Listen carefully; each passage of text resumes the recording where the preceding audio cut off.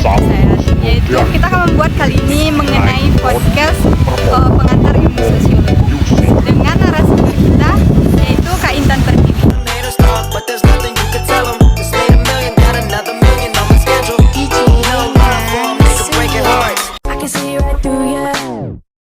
You seem like the type to love them and leave them and disappear right after the song. So give me the night. Kita bertemu dengan narasumber kita yaitu Kakak Intan Pertiwi yang berasal dari Universitas Negeri Padang ya, Kak. Dari prodi mana, Kak? Dari prodi PKN. PKN BP 23 ya, Kak? 23. Oh. Jadi kesibukannya apa aja nih, Kak? Kalau sekarang sih sibuk kuliah ya, Kak. Karena sekarang ini juga lagi ujian akhir semester, Kak. Oh iya, Kak. Tujuan kami untuk membuat video atau konten ini itu untuk membahas tentang pengantar sosiologi. Banyak sekali pertanyaan yang mungkin akan kami gantungkan kepada kakak untuk dipertanyakan ya, Kak. Jadi mohonlah kesediaannya untuk kakak menjawab beberapa pertanyaan yang mungkin untuk menambah wawasan untuk kami juga, Kak. Ya, boleh, Kak, boleh. Jadi kita lanjut aja ya, Kak. Untuk baik kali ini, Kak, kita akan membahas beberapa topik tentang pengantar ilmu sosiologi ya, Kak. Dan jadi bicara-bicara tentang sosiologi nih, Kak, identik sekali kan dengan adanya konflik nih, Kak. Jadi sekarang kan tahulah konflik yang sedang marak di Indonesia itu seperti apa gitu ya.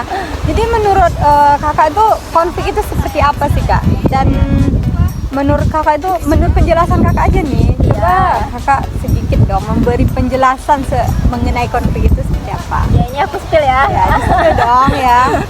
Kalau menurut aku sendiri ya, konflik itu kayak pertentangan dan pertikaian yang terjadi di dalam masyarakat gitu, Kak, gitu. Yang bisa menimbulkan perpecahan gitu, Kak, di dalam masyarakat gitu, Kak. Jadi konflik ini sangat bahaya untuk negara, Kak. Seperti kayak negara yang sedang terjadi konflik sekarang ini ya, Kak. Seperti negara Palestina dengan Israel, Kak. Mereka kan sedang terjadi konflik gitu, Kak. Perperangan antara dua negara. Itu termasuk ke dalam konflik internasional, Kak. Begitu ya, Kak. Kalau konflik selain konflik internasional nih ya, Kak, konflik apa yang ada di dalam negara itu contohnya seperti apa, Kak?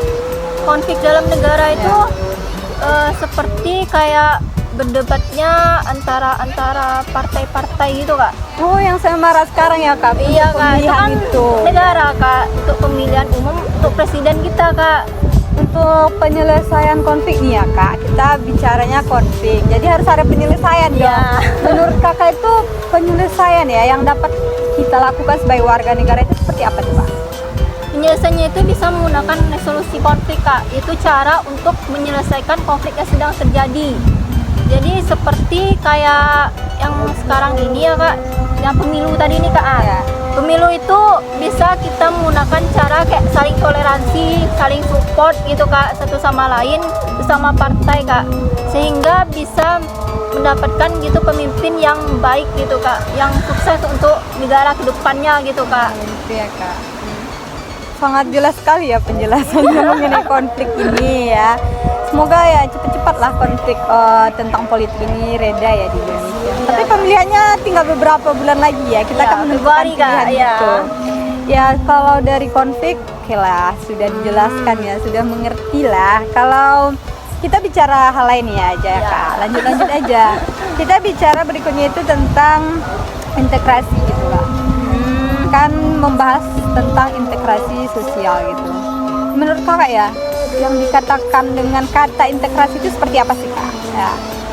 Menurut aku ya, integrasi itu kayak penyesuaian gitu, Kak. Penyesuaian di antara perbedaan yang terjadi di dalam masyarakat, Kak. Sehingga kita menjadi satu kesatuan yang utuh dan serasi. Oh, jadi baik, Kak, untuk faktor pendorongnya nih, Kak, apa sih yang menjadi faktor pendorong dari integrasi sosial dalam masyarakat itu, Kak? Kalau dari faktor pendorongnya sendiri ya, Kak, kalau menurut aku tuh adanya sikap toleransi, Kak, dan saling menghargai satu sama lain gitu, Kak. Dan kita juga harus menyadari bahwa kita ini makhluk sosial gitu, Kak. Menurut aku sih gitu ya, Kak, faktornya. Iya sih, kalau untuk integrasi itu lebih ke apa ya, Kak, saling menghargai gitu ya. Harus saling menghargai biar tidak terjadi perpecahan gitu, Kak. Oh iya, Kak. Terus kalau ngomong-ngomong nih ya, Kak, bicara lanjut lagi ke lembaga sosial nih, Kak. untuk penjelasan lembaga sosial sendiri kakak bisa nggak jelasin gitu sama saya biar sama yang lain juga gitu biar mengerti apa sih yang dimaksud dengan lembaga sosial tersebut kak? Oh boleh kak, boleh. Boleh ya? Coba kak dijelasin. Kalau lembaga sosial tuh kayak sebuah organisasi gitu kak, untuk memenuhi suatu tujuan yang penting untuk masyarakat gitu kak. Jadi dengan adanya lembaga tersebut kita bisa gitu kak melangsungkan sesuatu yang penting bagi masyarakat kak. Seperti contohnya kayak lembaga pendidikan kak. Lembaga pendidikan itu penting gitu kak untuk masa depan gitu. Jadi lembaga pendidikan ini berfungsi untuk memberikan keterampilan dan pengetahuan untuk anak-anak bangsa Indonesia kak, sehingga kita bisa bisa terwujud gitu kak tujuan negara mencerdaskan kehidupan bangsa kak. Itu salah satu contohnya kak. Kalau dari lembaga agama kak, itu bisa kita lihat dari majelis taklim kak.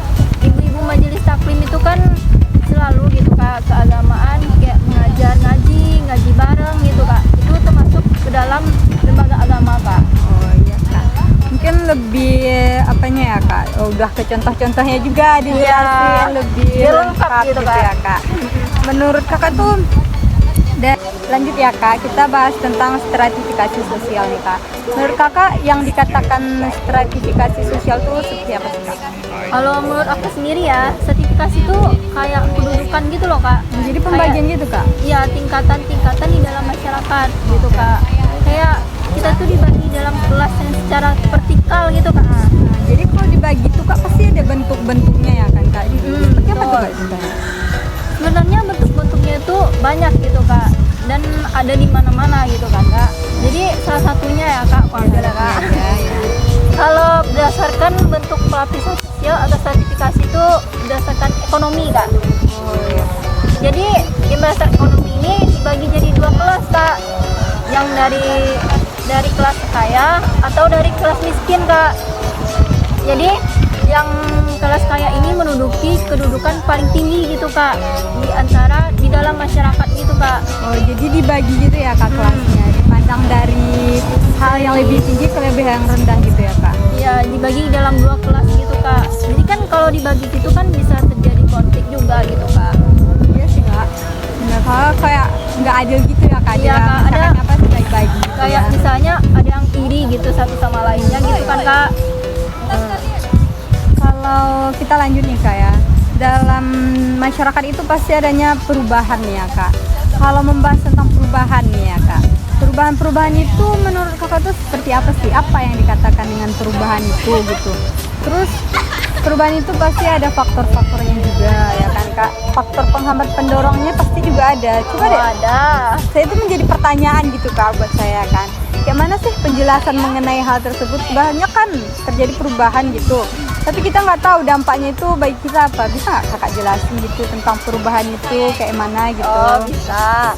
Kita ambil dulu ya kak dari pengertiannya gitu. Kalau perubahan sosial tuh pengertiannya kayak terjadinya perubahan-perubahan di dalam suatu masyarakat seperti struktur sosial dalam masyarakat gitu kak. Jadi kalau berdasarkan faktor pendorongnya kak terjadinya perubahan, yaitu karena masyarakat itu kayak melakukan difusi antar masyarakat kak, adanya kontak sosial kak, kontak dengan masyarakat lain gitu. Terus adanya sikap toleransi, dan selanjutnya yaitu masyarakat kayak terbuka gitu terhadap perubahan kak. Dan selain ada faktor pendorong kak, ada juga nih faktor penghambatnya gitu. Jadi ada dua faktor gitu ya kak? Ya, Iya. kalau faktor penghambatnya itu seperti apa sih kak? Kalau faktor penghambatnya itu kayak masyarakat kurang berkomunikasi atau berhubungan dengan masyarakat lain kak. Jadi kan nggak terjadi gitu perubahan kak. Dan ada juga masyarakat yang masih sikapnya itu kayak tradisional gitu kak. Belum terlalu modern ya kak untuk menerima perubahan-perubahan gitu Belum ya? kak. Jadi ada juga gitu ilmu pengetahuan yang masih terhambat gitu kak. Kayak masyarakat yang di pedalaman gitu kak. Kan kurang gitu kayak ilmu pengetahuan dan teknologinya kak. Jadi susah untuk berubah. Melakukan perubahan ya kak? Dan mereka juga kurang mau gitu kak untuk menanggapi perubahan ini gitu. karena mereka masih menerapkan sistem tradisionalnya, tradisi-tradisi yang di biasa sana mereka gitu. lakukan, ya, Kak. Iya Kak, seperti biasa gitu. Ya lebih ke penjelasannya itu lebih perubahan itu mungkin dipicu dari diri sendiri juga ya Iya Kak. Kak. Ya, sangat jelas sekali ya dijelaskan semua dari pertanyaan saya. Mungkin hanya itu sedikit pembahasan yang dapat kita bahas mengenai apa sih namanya, permasalahan, faktor-faktor penyebab juga adanya konflik dan hal-hal lain yang berkaitan dengan ilmu sosiologi ya Kak. Iya, Kak. Mungkin sampai sini aja ya sesi Iya. kita untuk tanya jawab bersama narasumber kita. Mungkin sekian podcast kali ini.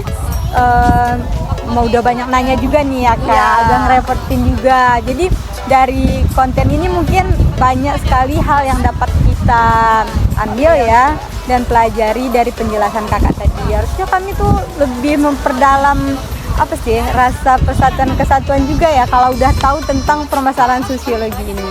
Ya mungkin sekian Kak untuk kali ini. Terima kasih atas semua jawabannya. Assalamualaikum warahmatullahi wabarakatuh. Dadah. Dadah.